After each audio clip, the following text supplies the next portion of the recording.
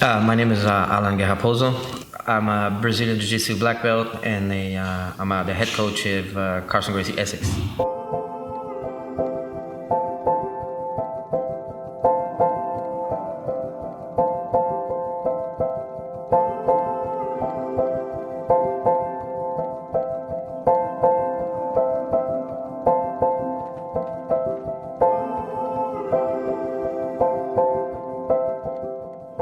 I was actually born in Ecuador, in Quito, Ecuador.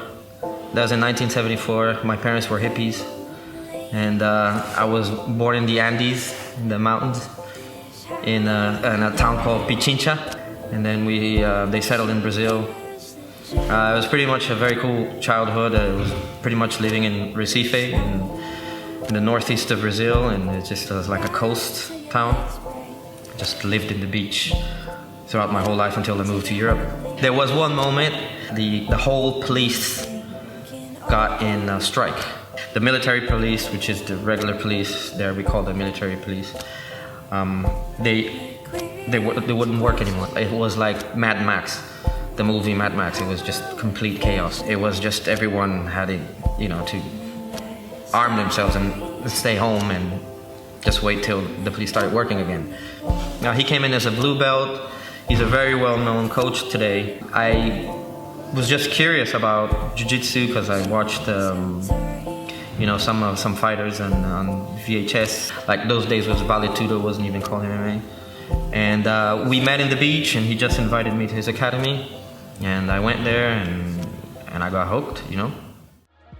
I moved to London, and I trained with Roger Gracie in High Street, Kensington, first, and it got a little bit hard for me. I got injured during the training, and I just, I took some time off jiu-jitsu, and I met this guy called Oliver Jones, and he said there were some crazy Brazilian guys training in a hotel in Earl's Court.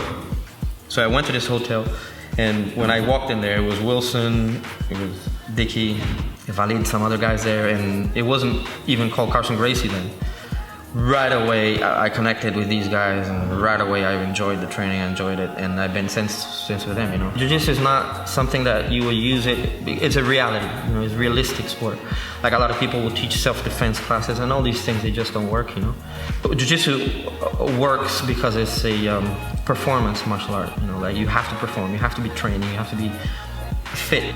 You're sparring all the time. You're testing the techniques all the time, and you quickly realize that it does work. You get confident. Once you get confident, you don't really look for trouble. But sometimes you don't look for trouble, but people look for trouble with you. I had a few problems, and maybe I shouldn't say this, but don't put this one. Oh yeah, I fought a lot of absolutes, a lot. Since I started doing jiu-jitsu, something that I always wanted to do is compete in the absolute as well. But when I'm competing, it happened, for example, in Rome, I fought a guy who was super heavyweight. He was extremely nervous to lose against a tiny guy, and I think that affected his mind.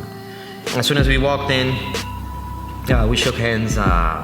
He made a terrible mistake. He did an illegal move, I think, because he was so nervous. He got disqualified. I went through. He got really upset, but that's because he didn't have the sense of awareness because of his nerves. I've been training for so long, and for a while I lived in the gym.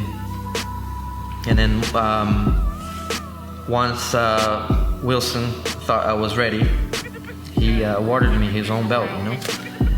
And that was very, to me, was actually more than actually the belt itself. Was Wilson giving me his own belt, like taking his belt up and giving it to me.